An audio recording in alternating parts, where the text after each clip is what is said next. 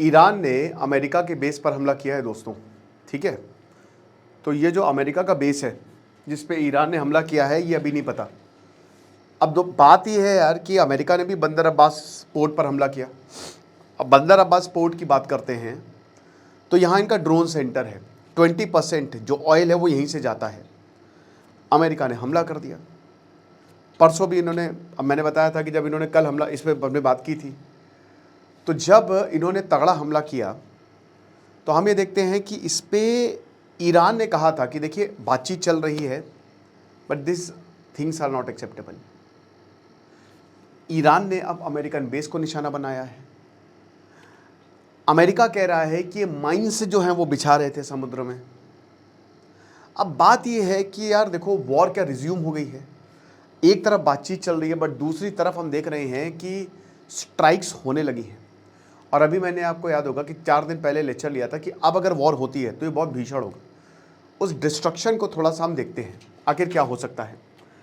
इससे पहले हम आगे बढ़े बता दूं कि सिर्फ आज के लिए हमने एक सेल निकाली है जो हमारा MS वर्ड का शानदार कोर्स है with the help of AI, जिसमें ऑफिस है, एक्सेल है, पावर पॉइंट है, को पायलट, सब मात्र 400 रुपये में। डिस्क्रिप्शन कमेंट बॉक्स में लिंक है, एक सर्टिफिकेशन कोर्स है। तो यहाँ पे अमेरिका जो है USA उसने स्ट्राइक्स दोबारा से की हैं, ठीक है, बंदर अब्बास एयरपोर्ट पे, बंदर अब्बास पोर्ट पे। अब बदले में ईरान ने अमेरिका का बेस उड़ाया है। कौन सा बेस नहीं पता। कुवैत लगभग रात के 1:30 से 2 बजे के करीब ड्रोन इंटरसेप्ट किए कुवैत ने, गल्फ पे भी यानी कि हमले शुरू हो गए हैं। इजराइल ने IDF इजराइल डिफेंस फोर्स ने लेबनान पर हमला कर दिया, बोला कि ये फिर से हमारे ऊपर ड्रोन दाग रहे हैं। तो ये कुछ इस समय सिनारियो है कि स्ट्राइक्स रिज्यूम हो चुकी हैं। ऑन दी पैरेलली ये साइट यहाँ पे बातचीत भी चल रही है। $2 मिलियन अगर स्ट्रेट ऑफ हॉर्मुज से कोई शिप जा रहा है तो ईरान को पैसे देने पड़ेंगे। ईरान ने कहा कि स्ट्रेट ऑफ हॉर्मुज खोल देंगे, आप नेवल ब्लॉकेट हटा लीजिए। डोनाल्ड ट्रंप क्या करना चाह रहे हैं इनको खुद नहीं पता। इनकी मिलिट्री कह रही है कि हम तो ये प्रिवेंटिव स्ट्राइक्स है, ये डिफेंसिव स्ट्राइक्स है। ये क्या है कि हम तो चाहते हैं कि हम हमला ना करें तो हम इनके ड्रोन सेंटर्स को तबाह कर रहे हैं, हम इनकी मिसाइलें को तबाह कर रहे हैं। अब मैं आपको बताता हूं कि अगर ये वॉर रिज्यूम होती है, जो कि हो भी सकती है, हालांकि एक्सपर्ट्स का यही कहना है कि वॉर रुकेगी, क्योंकि देखिए महीनों तक, महीने क्या मतलब 1 महीने के अंदर अंदर अभी कोई हमले, बड़े हमले नहीं हुए। मार्च से जो युद्ध बंद था वो अभी भी बंद है, नेगोशिएशंस हो रही हैं। हाँ, डोनाल्ड ट्रंप आके उल जलूल बातें कर रहे हैं थोड़ा बहुत कि कभी बोट पर हमला हो गया, कभी किसी पर हमला हो गया, लेकिन ये जो हमला हुआ है दोस्तों ये बड़ा हमला है, ठीक है। अमेरिका ने यहाँ पे जो बंदर अब्बास पे हमला किया है और इसीलिए ईरान जो है वो गुस्से में है। उधर इजराइल ने भारत से ये अपील की है कि IRGC को, कल मैंने इस पर लेक्चर लिया था, IRGC को आप आतंकी संगठन घोषित करें। तो ये क्या रहे, देखिए अब अगर वॉर रिज्यूम होती है तो सारे रास्ते हो जाएंगे बंद। हम कितनी भी मरी से मरी हालत, 2-3 महीने तो वॉर चलना ही है, कम से कम 2-3 महीने। ये शॉर्ट टर्म की मैं बात बता रहा हूं और ये हो सकता है तो 2-3 महीने वॉर चलेगा। अमेरिका पूरी ताकत से हमला करेगा। ईरान को हमला करना ही नहीं, ईरान को खाली सर्वाइव करना है। ईरान इसलिए नहीं लड़ रहा है कि हम जीत जाएंगे, उसको तो बस वॉर लंबा खींचना है।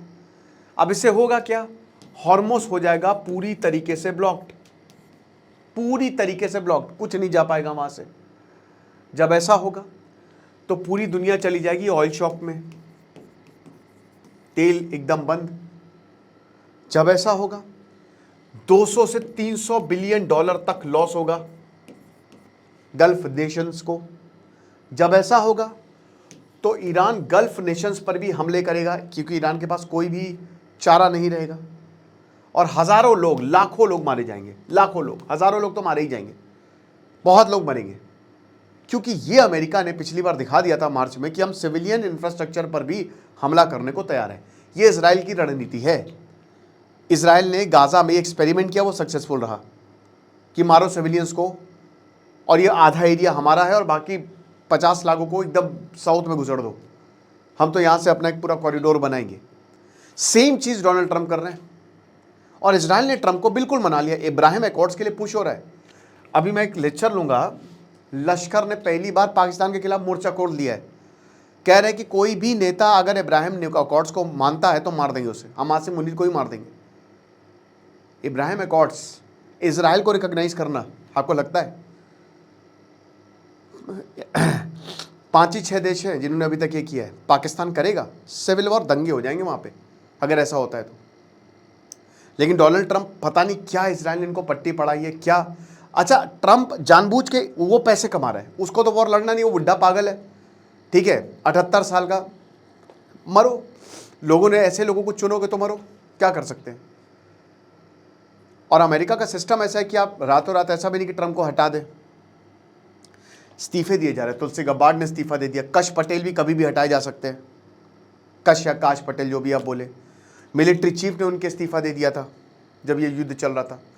10 से 12 बहुत सारे एक्सपर्ट्स ने बोला, वहाँ के मिलिट्री ने बैठाया डोनाल्ड ट्रंप को, बोला कि महाराज अगर ये युद्ध चलेगा तो कम से कम 1.5 से 2 साल और लाखों जाने जाएंगी, मतलब हमारे सोल्जर्स मारे जाएंगे, और उसके बाद भी हम गारंटी नहीं दे सकते कि ये वॉर हम जीतेंगे नहीं जीतेंगे। इजराइल ने बोला रे रे रे कुछ नहीं यार, हमें ना पीछे से मारे, इनको क्या दिक्कत है। भारत पर क्या असर पड़ेगा? भारत में मैं देखिए बड़ी बात नहीं बोल रहा हूँ, और आपको डरिए नहीं, लेकिन तैयार रहिए।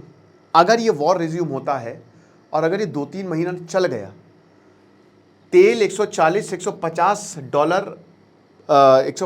पर बैरल तक पहुंच जाएगा। भारत में तेल के दाम 130-140 तक पहुंच सकते हैं। रुपया आराम से 100 से ऊपर जा सकता है। आरबीआई के ऊपर प्रेशर आएगा, भारत के ऊपर प्रेशर आएगा। हालांकि कहते हैं ना कि कभी कभी युद्ध ब्लेसिंग इन डिस्गाइज होता है। भारत हो सकता है रिफॉर्म्स करे, कुछ ऐसे डिसीजंस ले जो हमारे लिए आगे जाके लॉन्ग टर्म के लिए बहुत बढ़िया हो, लेकिन शॉर्ट टर्म के लिए तो बहुत दिक्कत आएगी, बहुत ज़्यादा। एनर्जी क्राइसिस है, बिजली की हालत आप देख ही रहे हैं। सुपर अल नीनो खड़ा है, ऑस्ट्रेलिया ने कंफर्म कर दिया है, ऑस्ट्रेलिया ने कंफर्म कर दिया कि एम्ब्रेस फॉर अल नीनो। ऐसे में युद्ध, हमारे पास एनर्जी नहीं, तो आप समझ सकते हैं कि दिक्कतें होंगी, बहुत ज़्यादा होंगी। और India have to be prepared. India को अपने लिए जो करना है करे, भाड़ में जाए अमेरिका, जैसे कहता है ना डोनाल्ड ट्रंप, तो हम भी कहें एफ अमेरिका, तुम निकलो यहाँ से। भारत को जो करना, रशिया से तेल खरीदना खरीदो, वेनेजुएला से तेल खरीदना खरीदो, जहाँ से तेल, एनर्जी नीड्स अपनी सिक्योर करो, पहले अपना देखो, बाकी सबका देखना। दूसरों की जय से पहले अपनी जय करें, राइट। ये तो बात हुई अगर मान ली कि शॉर्ट टर्म तक चलता है, ठीक है। अब अगर ये लॉन्ग टर्म चल जाता है तो और दिक्कत, तो 6 महीने से 1 साल तक, फिर तो भाई क्या ही होगा, मतलब आप समझ ही सकते हैं। फिर तो आप ये जो मैंने बताया है इसको आप 10 टाइम्स कर लीजिए। और अगर अमेरिका इन्वेड कर देता है ईरान को, तब तो भगवान ही मालिक है। ये वॉर कितने लंबे सालों तक चलेगी, कितने लोग मरेंगे, और डोनाल्ड ट्रंप कितने देश, क्योंकि देश जो है वो डोनाल्ड ट्रंप के ऊपर प्रेशर बनाएंगे, अमेरिका के ऊपर प्रेशर बनाएंगे, बिजनेसमैन, मतलब आप वर्ल्ड वर्सेस ट्रंप हो जाएगा। इट्स लाइक दिस, है ना। वो एक मैच होता था ना, हैंडीकैप मैच WWE में, कि वो एक होता था, बाकी 4-5 लड़ रहे हैं, तो ये हो जाएगा। पूरी दुनिया ट्रंप के खिलाफ हो जाएगी। इस समय बैंड बजी हुई है, गल्फ की बैंड बजी हुई है, सबकी बैंड, क्योंकि ईरान मारेगा गल्फ को, अमेरिका को क्या ही कर लेगा वो। अमेरिका ने अपने बेसेस जो हैं वो पूरे गल्फ कंट्रीज में रखे हुए हैं, अब पकड़ पकड़ के ऐसी की तैसी करेगा। देखेंगे जो होता है। हालांकि मोस्ट अनलाइकली है कि अमेरिका ईरान को इन्वेड करेगा, ऐसा होने वाला है नहीं। हालांकि उनकी सेना तैयार बैठी है खड़ग आइलैंड को लेने के लिए। शॉर्ट टर्म वॉर पता नहीं, कुछ कह नहीं सकते, क्योंकि दोबारा से मिलिट्री स्ट्राइक्स रिज्यूम हो गई है। पूरी तरीके से वॉर रिज्यूम्स नहीं हुआ है। टॉक्स फ्रेजाइल है, वेरी फ्रेजाइल।